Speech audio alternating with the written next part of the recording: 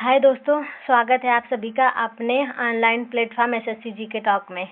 तो आज से हम लोग शुरू कर रहे हैं इंडियन ज्योग्राफी, जिसका वेटेज हमारे एग्ज़ाम में बहुत है। मतलब कि इंडियन ज्योग्राफी से हमारे एग्ज़ाम में सीधा सीधा क्वेश्चन पूछता है। ठीक है, तो आज हम लोग शुरू करेंगे। तो सबसे पहले बिना देरी करते हुए हम स्टार्ट करते हैं, क्योंकि बात करने का कोई मतलब नहीं है। तो सबसे पहले हम इसका क्या करेंगे, इसका हम लोग पाठ्यक्रम देख लेते हैं कि हमें इंडियन ज्योग्राफी में क्या क्या पढ़ना है। तो सबसे पहले हम पढ़ेंगे भारत का सामान्य परिचय। इसके बाद भारत के भौगोलिक प्रदेश के बारे में पढ़ेंगे, मतलब भौतिक प्रदेश के बारे में, यानी कि फिजिकल रीजन्स क्या क्या है इसके। फिर इसके बाद भारत की अपवाह तंत्र, यानी कि फिर इसके बाद भारत की झीलें के बारे में पढ़ेंगे, यानी कि लेक के बारे में। फिर इसके बाद जलवायु पढ़ेंगे, देन प्राकृतिक वनस्पति के बारे में पढ़ेंगे। इसके बाद भारत में खनिज मिनरल्स कहाँ कहाँ पाए जाते हैं इसके बारे में पढ़ेंगे। देन इसके बाद भारत में ऊर्जा संसाधन सोलर वाला, यानी कि इसका रिसोर्स कहाँ पे है। फिर इसके बाद भारत में कृषि पढ़ेंगे, भारत में जनांकी पढ़ेंगे, यानी कि डेमोग्राफी पढ़ेंगे। इसके बाद भारत की प्रमुख नदियाँ के बारे में देखेंगे। फिर इसके बाद भारत के उद्योग, इसके बाद परिवहन, यानी कि इसके बाद ट्राइबल, यानी कि ट्राइब्स, यानी कि जनजातियाँ के बारे में हम लोग क्या करेंगे, पढ़ेंगे इसमें। ठीक है, तो आज की हमारी टॉपिक क्या रहने वाली है, आज की हमारी टॉपिक रहने वाली है सामान्य परिचय, जिसका आज हम लोग क्या पढ़ रहे हैं, जिसका हम लोग पार्ट 1 पढ़ेंगे। ठीक है, मतलब कि इसके स्थिति आकार इस सब के बारे में हम लोग देखेंगे। देन इसके बाद कल हमारा एक और पार्ट आएगा, जिसमें इससे कौन कौन देश जुड़े हैं, उसकी सीमाएं कितनी कितनी लगती है। हम इसको सारे ट्रिक के माध्यम से आपको क्या करेंगे, याद करेंगे। ठीक है, याद करेंगे। तो अगर आप हमारा चैनल एसएससी जी के टॉक सब्सक्राइब नहीं किए तो कर लीजिए, ताकि कोई भी नोटिफिकेशन आए तो आपको सीधा मिल जाए। ठीक है, आपको पता चले कि कौन सा क्लास चल रहा है। ठीक है, तो चलिए शुरू करते हैं। तो सबसे पहले हम क्या देखेंगे, भारत का सामान्य परिचय, जिसे हमें क्या क्या आज में हम भारत के सामान्य परिचय में क्या क्या पढ़ेंगे। तो भारत के सामान्य परिचय में हम भौगोलिक स्थिति के बारे में पढ़ेंगे। भारत की भौगोलिक स्थिति कहाँ है, भारत कहाँ स्थित है, इसके बारे में पढ़ेंगे। देन इसके भारत का नामकरण कैसे हुआ है वो पढ़ेंगे। फिर इसका क्षेत्रफल और जनसंख्या, क्षेत्रफल में भारत का क्षेत्रफल कितना है और कितने % में भारत है पूरी दुनिया का, इस सब के बारे में जानेंगे। फिर इसके अक्षांशीय देशांतरी विस्तार के बारे में पढ़ेंगे। फिर राज्य और केंद्र शासित प्रदेश के बारे में हम लोग क्या करेंगे, पढ़ेंगे। ठीक है, तो देखते हैं सबसे पहले भारत की भौगोलिक स्थिति। ठीक, तो देखिए पहले इधर कर लेते हैं इसको थोड़ा सा बड़ा। ठीक है, ताकि अच्छे समझ में आए। तो इसमें हमारी पृथ्वी, यानी कि ये पृथ्वी है जिसमें हमारा भारत कहाँ पे स्थित है। तो देखिए ये पृथ्वी है जो जिसे ये आधा, मतलब कि आधा आधा डिवाइड करती है रेखा, इसको क्या कहते हैं, इसको भूमध्य रेखा कहते हैं। ठीक है, ये गोलार्ध है, पूरा पृथ्वी को क्या कहते हैं, गोलार्ध कहते हैं। ठीक, तो ये उत्तरी गोलार्ध हो जाएगा, भूमध्य रेखा के ऊपर क्या हो जाएगा, उत्तरी गोलार्ध हो जाएगा। और नीचे वाला क्या हो जाएगा, नीचे वाला क्या हो जाएगा, दक्षिणी गोलार्ध। नीचे वाला क्या हो जाएगा, दक्षिणी गोलार्ध। ठीक है, तो हमारा भारत इधर दिख रहा है इस साइड में, उत्तरी गोलार्ध में। तो हम क्या कहेंगे, भूमध्य रेखा के उत्तर में हमारा भारत है, यानी कि उत्तरी गोलार्ध में। ठीक, अब तो हमें उत्तर दक्षिण का ज्ञान हो गया कि भारत कहाँ पे है, तो भारत उत्तरी गोलार्ध में। अब देखेंगे कि देशांतरी रेखा से, मतलब कि पूरब में है कि पश्चिम में है। तो ये क्या है, जो ये वाली देखिए यहाँ पे एक खड़ी रेखा हो जाती है, जिसको हम क्या कहते हैं, देशांतर, यानी कि किस काम के लिए आती है, तो ये टाइम बताने के लिए आती है। कोई भी देश अगर अपना मानक समय निर्धारित करता है तो यहाँ से देशांतर रेखा से खींच कर करता है। जैसे भारत की मानक रेखा कितनी है, 82.5 अंश। ठीक है, भारत की कितनी है, तो 82.5 अंश। ये कहाँ से खींची जाती है, ये देशांतर से खींची जाती है और टाइम बताता है। तो कोई भी देश अपना मानक समय किससे पता करता है, तो देशांतर रेखा से पता करता है। ठीक, तो अब हमारा भारत इधर है, तो ये देखिए ये हो जाएगा आपका पूरब हो जाएगा, ये हो जाएगा पश्चिम हो जाएगा। ठीक, तो हम क्या कहेंगे, हमारा भारत कहाँ है, तो हमारा भारत है भूमध्य रेखा के उत्तर में और देशांतर रेखा के पूरब में। ठीक, तो हमारा पूरा अवस्थिति क्या आ जाएगा, तो हमारा भारत उत्तर पूर्वी गोलार्ध में स्थित है। तो हम सीधे क्या कहेंगे, हमारा भारत कहाँ स्थित है, तो हमारा भारत उत्तर पूर्वी भाग में और गोलार्ध में क्या है, स्थित है। ठीक है, अब हम बात करेंगे कि ये देखिए वैश्विक स्थिति अक्षांश का अभी बात करते हैं इसके बारे में। चल दूसरी बात इधर देखते हैं कि ये किस महाद्वीप में स्थित है। तो कितने महाद्वीप हैं, आप सभी को पता होगा कितने महाद्वीप हैं, तो ये 7 महाद्वीप हैं। कितने महाद्वीप हैं, 7 महाद्वीप हैं, जिसमें कि सबसे बड़ा महाद्वीप कौन सा है, सबसे बड़ा महाद्वीप आता है आपका एशिया महाद्वीप। ठीक है, तो एशिया महाद्वीप में हमारा भारत किस वाले पार्ट में स्थित है, तो हमारा भारत दक्षिणी एशिया में स्थित है। तो पूरा अपना क्या बताएंगे, हमारा भारत एशिया में, दक्षिण एशिया के भाग में क्या स्थित है। ठीक है, जिसमें कितने देश आते हैं, कौन से, जो एशिया महाद्वीप है, जिसमें दक्षिण एशिया में कितने देश आते हैं, तो इसमें 7 देश आते हैं। पाकिस्तान, भारत, नेपाल, भूटान, बांग्लादेश, श्रीलंका और मालदीव। ठीक है, कौन कौन से देश? पाकिस्तान, भारत, नेपाल, भूटान, बांग्लादेश, श्रीलंका और मालदीव, 7 देश आते हैं। किसके अंतर्गत?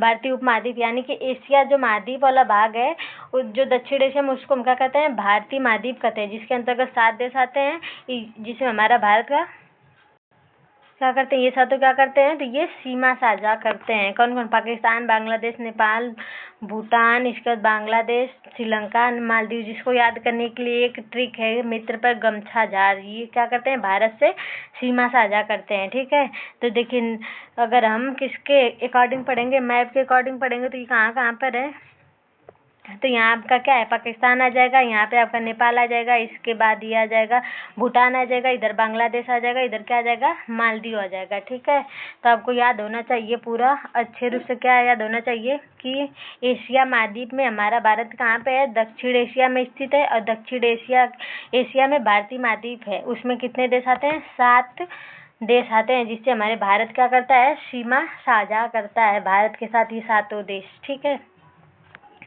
अब देखते हैं भारत का भूमध्य रेखा से दूरी कितनी है, जो अभी हम लोग क्या देखे हैं।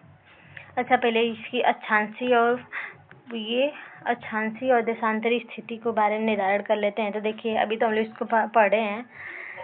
अक्षांश रेखा के अनुसार भारत कहाँ पे है? उत्तरी गोलार्ध में। अक्षांश रेखा जो पट पाई होती है, और भूमध्य रेखा भी, तो ये अक्षांश रेखा के उत्तरी गोलार्ध में है, और देशांतर रेखा के पूर्वी गोलार्ध में। तो इसे हमारे भारत की वैश्विक स्थिति क्या आ जाएगी? उत्तर पूर्वी गोलार्ध में हमारा भारत क्या है? अक्षांश में उत्तरी और देशांतर में पूर्वी। ठीक है, हम लोग पढ़ चुके हैं। अब हम क्या करते हैं, भारत की भूमध्य रेखा से भारत की दूरी कितनी है? तो 776 किलोमीटर है। कितनी है? 776 किलोमीटर दूर। ठीक, अब भूमध्य रेखा क्या है? तो भूमध्य रेखा पृथ्वी से मध्य गुजरने वाली एक काल्पनिक रेखा है, जिसका मतलब कि जिसके साइड से भारत कहाँ पे है? तो उत्तर में है, यानी कि उत्तर पूर्व एशिया में भारत भूमध्य रेखा के कहाँ पे स्थित है? तो ये उत्तर में स्थित है। ठीक है, अब हम क्या देखेंगे? अब हम देखेंगे कि भारतीय प्रायद्वीप क्या होता है। मतलब भारत एक प्रायद्वीपीय देश है, आप सभी को पता है क्या है? भारत एक प्रायद्वीपीय देश है। तो इसको हम प्रायद्वीपीय क्यों कहते हैं? क्योंकि ये तीनों साइड से क्या है? जल से घिरा हुआ है, तीनों साइड से। एक साइड से अरब सागर, एक साइड से हिंद महासागर, एक साइड से बंगाल की खाड़ी। तो इसलिए हम लोग इसको क्या कहते हैं? इसको हम लोग कहेंगे प्रायद्वीपीय नाम देते हैं, क्योंकि ये तीनों तरफ से क्या है? जल से घिरा हुआ है। ठीक है, तो यहाँ तक हम लोग क्या देखे हैं? तो यहाँ तक हम देखे हैं कि भारत की स्थिति के लिए हम अगर सिंपल वे में बोलेंगे तो भारत उत्तर पूर्वी गोलार्ध में आता है, एशिया महाद्वीप, और एशिया महाद्वीप के दक्षिण एशिया का भाग है। और जहाँ ये अपना भारत है, उससे क्या कहते हैं? भारतीय उपमहाद्वीप कहेंगे, जिसमें कितने देश आते हैं? जिसमें 7 देश आते हैं। ठीक है, कितने देश आते हैं? जिसमें 7 देश आते हैं। और भूमध्य रेखा से भारत की दूरी कितनी है? तो 876 सेंटीमीटर है। ठीक, तो हमारा यहाँ तक क्या हुआ? पूरा क्लियर हो गया। ठीक है, अब हम क्या देखेंगे? अब हम देखेंगे भारत का नामकरण कैसे हुआ, क्योंकि भारत कहाँ स्थित है, इसको किसने नाम दिया, और भारत ही क्यों पड़ा, इस सब के बारे में थोड़ा सा जानकारी प्राप्त कर लेते हैं। लेकिन ये एग्जाम के परफेक्ट से बहुत ज़्यादा इम्पोर्टेंट नहीं, लेकिन याद कर लेते हैं, देख लेते हैं। ठीक है, तो देखिए, भारत का नामकरण, हमारे भारत के कई देश हैं, आर्यवर्त, ब्रह्मावर्त, जम्बूद्वीप, भारत, इंडिया। ठीक है, तो इंडिया क्यों पड़ा? तो जो भारत में ग्रीक यानी यूनानी आए, उन्होंने जो सिंधु नदी के किनारे के लोग रहते थे, उनको क्या कर दिए? इंडस करके बुला दिए। इस तरह हमारे देश का नाम क्या हो गया? इंडस से क्या हो गया? इंडिया हो गया। ठीक है, लेकिन इसका ऑफिशियल नेम क्या है? भारत और इंडिया, जो हमारे संविधान में अनुच्छेद 1 में आता है। बाकी अगर हम अनुच्छेद यानी कि आर्टिकल में किसी भी देश का मतलब किसी देश का नाम किससे होता है? तो राज्य से होता है। ये नहीं, जो राज्य दे देता है उसका मतलब स्टेट नहीं होता है, देश से ही होता है। ठीक है, तो ऑफिशियल नेम भारत और इंडिया है, जो संविधान के अनुच्छेद 1 में स्थित है। ठीक, अब हमारे कुछ क्या है, कुछ पहले से नाम दिए गए थे, जैसे ऋग्वेद में उल्लेख है भारत कबीला के नाम पर भारत पड़ा है। पहले ऋग्वेद में उल्लेख है कि पहले एक भारत कबीला रहता था, जिसमें उसका नाम भरत के नाम पर भारत पड़ा। इसके बाद महाभारत में भारतवर्ष का उल्लेख है। उसी तरह खारवेल यानी कि हाथी गुम्फा अभिलेख में भारत का नाम आया, जहाँ पे हाथी गुम्फा का अभिलेख बनाया गया, उसमें भारत नाम का जिक्र किया गया है। इसके बाद वायु पुराण के हिसाब से राजा दुष्यंत और देवी शकुंतला के पुत्र भरत के नाम पर भारत पड़ा, क्योंकि वो भरत क्या थे? बहुत ही क्या थे, शासी थे ना, तो इसलिए उनका नाम भरत पड़ गया। उसके देश, उनके हिसाब से हमारे देश का नाम क्या हुआ, भारत पड़ा। ठीक। ऋषभ देव जो जैन धर्म के क्या थे, तीर्थंकर थे, उनके हिसाब से उनके बेटे का नाम भरत था, इस हिसाब से हमारे देश का नाम क्या हुआ, भारत पड़ा। बाकी सबसे ज़्यादा इम्पोर्टेंट क्या है कि भारत और इंडिया इसका नाम है, जो कि हमारे संविधान 1 में उल्लेख है। बाकी और इंडिया पड़ा यूनानी ग्रीक के कारण, जो कि सिंधु नदी किनारे वाले लोगों क्या बोले थे, इंडस बोले थे, इसलिए हमारे देश का नाम क्या पड़ गया, इंडिया पड़ गया। ठीक है, यहाँ तक क्लियर हो गया।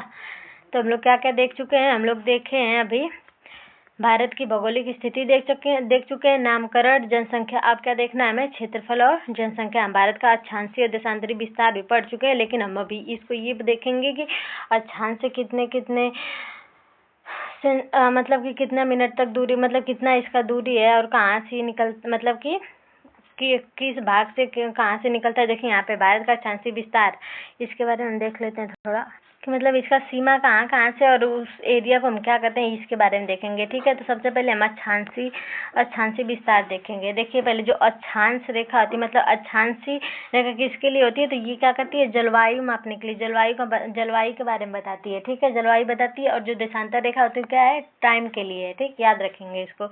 तो हम अक्षांशीय विस्तार में क्या देखेंगे कि हमारा भारतीय क्या है, अक्षांशीय यानी कि पट पाई, और जो ये देशांतर उसको क्या कहते हैं, खड़ी पाई। ठीक है, तो अक्षांशीय विस्तार यहाँ से है और यहाँ से है। ठीक है, तो यहाँ पे कितना है, तो ये 8 डिग्री 4 मिनट उत्तरी अक्षांश है, और ये 37 डिग्री 6 मिनट उत्तरी अक्षांश है। ठीक है, जो ऊपर वाला भाग है सबसे, मतलब कि ऊपर उत्तरी भाग है, उसको हम क्या कहते हैं, इंद्रकौल, जो कि लद्दाख में पड़ता है। और जो सबसे नीचे है दक्षिणी पॉइंट, इसको हम कहते हैं इंदिरा पॉइंट, जो कि कहाँ पड़ता है, ये तमिलनाडु में पड़ता है। ठीक है, कहाँ पे पड़ता है, तमिलनाडु में पड़ता है। एक मिनट, हाँ, जो कहाँ पड़ता है, तमिलनाडु, यानी कि सबसे दक्षिण, सॉरी, कहाँ पे पड़ता है, अंडमान निकोबार में पड़ता है। सॉरी, तमिलनाडु केप केमोरिन हो जाएगा, यहाँ पर ध्यान नहीं हुआ, सॉरी ना। तो इसको हम ध्यान रखेंगे कि देखिए, इसको तो हम सीधा क्या कहेंगे, हमारा अक्षांशीय विस्तार कहाँ से है, 8.5 अंश 4 मिनट उत्तरी अक्षांश से 37 अंश 6 डिग्री उत्तरी अक्षांश तक हमारा अक्षांशीय विस्तार है, जो कि उत्तर में इंदिरा लद्दाख से, और जो दक्षिण में है इंदिरा पॉइंट, अंडमान निकोबार द्वीप समूह से, यहाँ पे इसका दक्षिणी पॉइंट स्थित है। ठीक है, अब हम क्या देखेंगे, अब हम देखेंगे देशांतरी विस्तार। एक मिनट, देशांतरी विस्तार क्या है, तो ये देशांतरी विस्तार होता है जो खड़ी पाई, तो ये कितनी है, ये 68 डिग्री 7 मिनट, और ये कितनी हो जाएगी, 97 डिग्री 25 मिनट, यानी कि 25 मिनट पूर्वी देशांतर, ये भी पूर्वी देशांतर हो जाएगा। जो गुजरात के गुहार मोती, जो इसका पश्चिम बिंदु है, सबसे पश्चिमी बिंदु है गुहार मोती से है, और जो ईस्ट वाला है वो किबुथु, यानी कि अरुणाचल प्रदेश से है, जो कि 97 डिग्री 25 मिनट पूर्वी देशांतर है। ठीक, तो इस तरह हम क्या कहेंगे कि हमारा भारत पूर्णतः पूर्वी गोलार्ध में है, जो कि देशांतर रेखा के हमेशा ईस्ट में ही होगा। ठीक है, तो हम इस तरह पूरा क्या कहेंगे, उत्तर दक्षिण विस्तार को इस तरह पूरा क्या कहेंगे, तो हम इसको पूरा कहेंगे, इसको हम पूरा कहेंगे कि भारत का अक्षांशीय विस्तार 8 डिग्री 4 मिनट से 37 डिग्री 6 मिनट के बीच है, और देशांतरी विस्तार 68 डिग्री 7 मिनट से 97 डिग्री 25 मिनट तक है। ठीक है, जो हमारा पूरा भारत स्थित है। अब इसकी दूरी देख लेते हैं, तो इसका पहले, इसका कुल क्षेत्रफल कितना है, तो इसका क्षेत्रफल होता है, सभी को याद होगा, 32,87,263 स्क्वायर किलोमीटर, जो विश्व का 2.43% है। ठीक, और इसका अक्षांशीय विस्तार कितना है, 6 डिग्री 4 मिनट से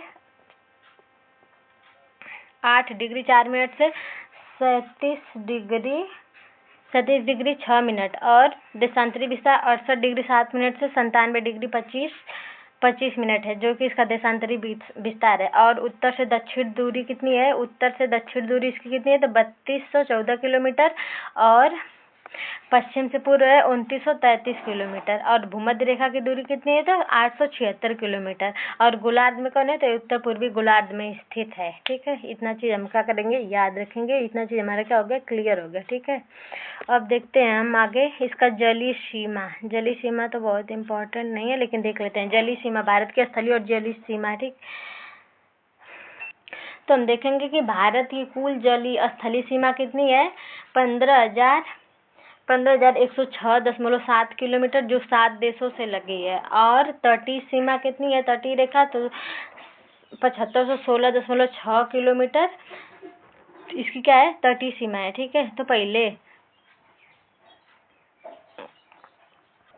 तो देखिए कौन कौन से देश की तट रेखा की लंबाई सबसे ज्यादा है। सबसे पहले आता है आपका गुजरात आता है, इसके बाद महाराष्ट्र आता है, फिर गोवा आता है, कर्नाटक 4 को हम क्या करेंगे, याद कर लेंगे, बाकी इससे ज्यादा इंपॉर्टेंट नहीं है। गुजरात कितना है, 2340.62 किलोमीटर, और इसके बाद महाराष्ट्र कितना है, 877.97 किलोमीटर। इसके बाद गोवा, ई भी याद करने की जरूरत नहीं है, बस ये याद कर लीजिए कि सबसे ज्यादा गुजरात, फिर महाराष्ट्र, फिर गोवा, फिर इसके बाद कर्नाटक, ये सबसे ज्यादा स्थलीय सीमा क्या करते हैं, मतलब कि तट रेखा वाली सीमा क्या करते हैं, साझा करते हैं सबसे ज्यादा। ठीक है, अब हम क्या देखते हैं, अब आगे बढ़ते हैं, भारत का जल क्षेत्र के बारे में देखते हैं कि जैसे स्थलीय सीमा मतलब कि उसका समय, मतलब कि कहाँ से कितना स्थलीय सीमा है, जिसके लिए हम लोग बॉर्डर खींच रखा है, तो यहाँ से पता चलता है कि ये हमारा यहाँ से इतना तक हमारे भारत का हिस्सा है। उसी तरह अब देखेंगे कि जल क्षेत्र कितना भारत का है, मतलब कि कैसे पता चलेगा कि समुद्र है तो उसमें कितना भारत का स्थान है, कितना किसी दूसरे का जगह है। ठीक, तो इसके लिए क्या आता है,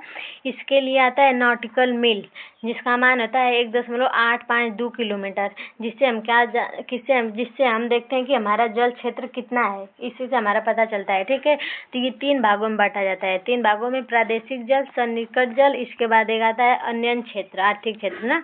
तो प्रादेशिक जल में क्या होता है कि यह प्रादेशिक जल में क्या कहता है, तो ये 12 नॉटिकल मील यानी कि 22.2 किलोमीटर तक वाला क्षेत्र होता है। जैसे समुद्र है तो यहाँ से 12 नॉटिकल यानी कि 22.2 किलोमीटर तक क्षेत्र का जल पे अधिकार होता है, किसका, भारत का होता है, जो प्रादेशिक जल है, जिसमें हमारे सभी प्रकार के संसाधन जैसे मछली, तेल, खनिज आदि का भारत दोहन कर सकता है। यानी कि यदि यहाँ पे मछली पाल सकता है, वहाँ से खनन करके तेल निकाल सकता है, खनिज निकाल सकता है।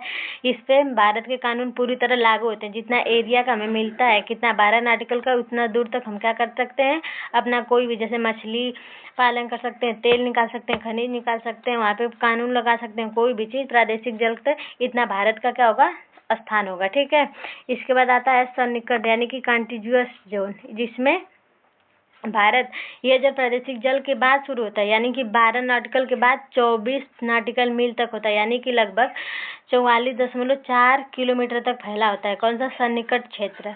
यहाँ पे भारत के सीमित अधिकार होते हैं, जैसे यहाँ पे सीमा शुल्क लगा सकते हैं, और जन स्वास्थ्य के लिए संबंधी सभी कानूनों का उल्लंघन रोकने के लिए आवश्यक कार्यवाही कर सकते हैं। मतलब कि ये सीमित अधिकार होते हैं, इस पे कर लगा सकते हैं, आव्रजन लगा सकते हैं, इसके बाद स्वास्थ्य संबंधी, सुरक्षा संबंधी कानूनों का उल्लंघन रोकने के लिए कार्रवाई की जा सकती है, बस। ठीक है, इसके बाद आता है हमारा अन्वयन।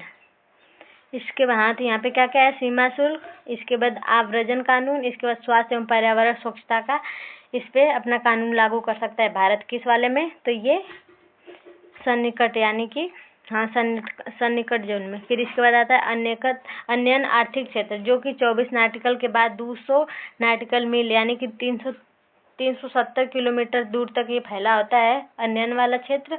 इसमें भारत के राजनीतिक अधिकार नहीं होते हैं, लेकिन आर्थिक अधिकार प्राप्त होते हैं। इसको याद रखिएगा, इंपॉर्टेंट है कि अन्य क्षेत्र में क्या है, राजनीतिक अधिकार होते हैं, लेकिन राजनीतिक अधिकार नहीं प्राप्त होते हैं, लेकिन आर्थिक अधिकार क्या होते हैं, प्राप्त हो सकते हैं। ठीक है, यहाँ पे भारत क्या क्या कर सकता है, तो यहाँ पे संसाधनों की खोज कर सकता है, उसका दोहन कर सकता है, संरक्षण कर सकता है, खनिज तेल निकाल सकता है, गैस निकाल सकता है, इसके बाद जल जीवों का अनुसंधान कर सकता है, जैसे कि मछली पालन कर सकता है, सागर ऊर्जा का क्या कर सकता है, उपयोग करता है, किस वाले क्षेत्र में, तो अन्य वाले क्षेत्र में। बाकी इस पे राजनीतिक अधिकार नहीं लगा सकता, बाकी केवल बस आर्थिक अधिकार होते हैं इस वाले क्षेत्र में। बाकी इसमें क्या क्या कर सकते हैं, सीमा शुल्क, आव्रजन कानून, इसके बाद स्वास्थ्य एवं पर्यावरण स्वच्छता कर सकते हैं, और इस वाले में सभी प्रकार के, मतलब यहाँ पे भारत के पूर्णतः कानून लागू होते हैं। जितना एरिया होता है उसमें भारत कुछ भी कर सकता है प्रादेशिक जल में। ठीक है, अब हम देखते हैं जल संधि और चैनल के बारे में। तो पहले जल संधि होती क्या है, जल संधि एक संक्रीय यानी कि पतला जल मार्ग होता है, जो बड़े निकाय यानी कि समुद्र, महासागर या बड़ी झीलों को क्या करता है, जोड़ता है, जो दोनों ओर से भूमि होती है। ये प्राकृतिक रूप से बनती है, आमतौर पर इसका आकार डमरू के आकार का, यहाँ पे देखिए डंबल के आकार का है, यानी कि डमरू के आकार का होता है, संकरा होता है। ठीक, और चैनल क्या होता है, तो चैनल थोड़ा सा चौड़ा होता है, किसके अकॉर्डिंग, जल संधि के अकॉर्डिंग। और ये भी 2 जमीन का टुकड़ा होता है, और ये समुद्र को जोड़ता है या फिर अलग करता है, ठीक है। और ये प्राकृतिक होता है, यानी कि कृत्रिम नहीं होता है, ये मानव निर्मित भी हो सकता है, लेकिन पूर्णतः ये क्या होता है, प्राकृतिक होता है, ठीक है। तो जैसे कितने कितने चैनल है, 8 डिग्री, 9 डिग्री, इसके बाद कोको द्वीप समूह और ग्रेट चैनल, ठीक। कोको चैनल और ग्रेट चैनल, तो 8 डिग्री चैनल किससे किसको जोड़ता है, तो ये मालदीव को, जो लक्षद्वीप के मेनिकाय द्वीप है और मालदीव के बीच स्थित है। कौन सा 8 डिग्री चैनल कहाँ कहाँ पे है, तो मेनिकाय द्वीप और मालदीव के बीच। और 9 डिग्री चैनल, तो ये लक्षद्वीप के मुख्य द्वीप समूह और मेनिकाय द्वीप पे स्थित है। और कोको वाला बंगाल के उत्तरी अंडमान से बंगाल की खाड़ी यानी कि कोको द्वीप के बीच में है। इसके बाद ग्रेट चैनल, जो ग्रेट निकोबार से सुमात्रा, जो कि श्रीलंका के पास में है, ग्रेट निकोबार से सुमात्रा इंडोनेशिया को जोड़ता है या फिर अलग करता है, ठीक है। और इसके बाद 10 चैनल, जो ये लिटिल अंडमान और कार निकोबार द्वीप समूह को क्या करता है, अलग करता है। कौन सा, 10 डिग्री। इसके बाद पाक जल संधि क्या होती है, जो तमिलनाडु में श्रीलंका के बीच स्थित है। इसके हम पाक की खाड़ी या मन्नार की जो पाक की खाड़ी को मन्नार की खाड़ी से क्या करती है, जोड़ती है। कौन सी, पाक जल संधि। और 10 डिग्री चैनल क्या करता है, तो लिटिल अंडमान को कार निकोबार से जोड़ता है। बाकी 9 डिग्री लक्षद्वीप के मुख्य द्वीप समूह और मिनिकाय को जोड़ता है। 8 डिग्री मिनिकाय और मालदीव को, कोको उत्तरी अंडमान को और कोको द्वीप से। फिर ग्रेट निकोबार से सुमात्रा यानी कि इंडोनेशिया के बीच में क्या करता है, अलग करता है, ठीक। तो ये हमारा क्या था पूरा, ये पूरा भारत का हमारा, एक मिनट, भारत का सामान्य परिचय था, ठीक है। कल हम देखेंगे कि भारत से कितने राज्य जुड़े हैं, ये भी तो हम देख चुके हैं, 7 देख चुके हैं। लेकिन ये कितना भारत के साथ सीमा साझा करते हैं और इसको याद करने की ट्रिक कौन कौन से हैं और इसमें कौन कौन सा राज्य हमारा भारत से सीमा साझा करता है, इसके बारे में देखेंगे। फिर हमारा अगला चैप्टर कौन सा रहेगा, हिमालय के बारे में, ठीक है। तो चलिए हम अपना वीडियो यहीं पर समाप्त करते हैं। आप हमारे चैनल को सब्सक्राइब करिएगा। हमारे चैनल का नाम पता ही होगा, SSC GK टॉक, तो इसको सब्सक्राइब कर दीजिए और हमारे चैनल को, मतलब कि इस वीडियो को ज़्यादा से ज़्यादा शेयर करिएगा और इस वीडियो को लाइक करिएगा और अच्छा लगे तो कमेंट भी करिएगा। बाकी कल हम आपके लिए लेकर आते हैं इसका part 2। Bye bye, take care.